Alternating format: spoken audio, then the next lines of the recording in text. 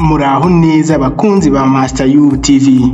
Uyu mwaka w'ibihumbi 2025 ibintu birahindutse kandi ibintu si ibisanzwe.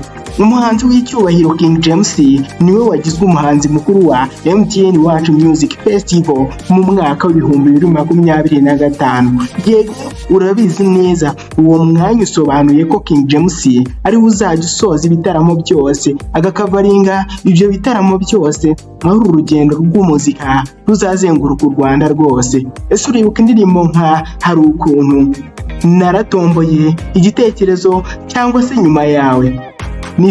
Ni zimwe mu ndirimbo zikomangira zigahuza abakuru n'abato, ziririmbwa mu bukwe, mu birori ndetse no mu bwiru bw'urukundo bwa buri wese.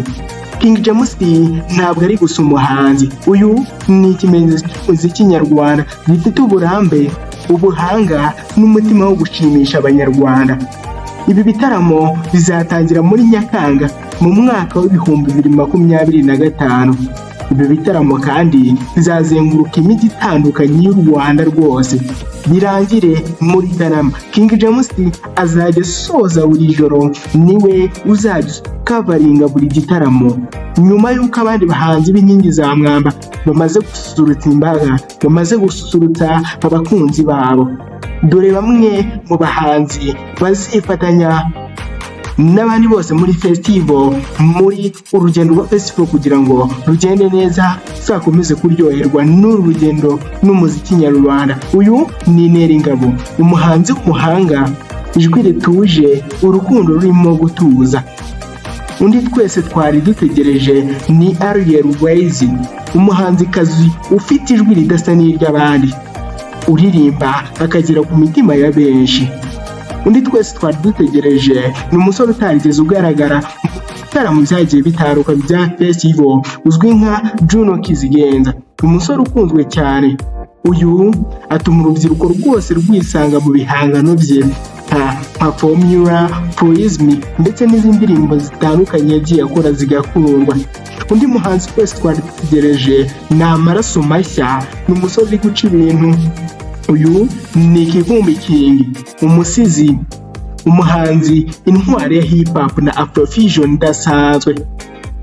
Undi twese twari tumenyereye muri festival, amazemo igihe amaze kugafatamo ni Riderman, icyitegererezo cy'umwimerere wa hip hop mu Rwanda. Undi twese twari dutegereje ni umusore uri kuzamuka byihuse, ushaka kwigarura imitima y'abakunzi ba muzika. Uyu ni Kevin Kare, twese twari tumutegereje, twese turamukunda.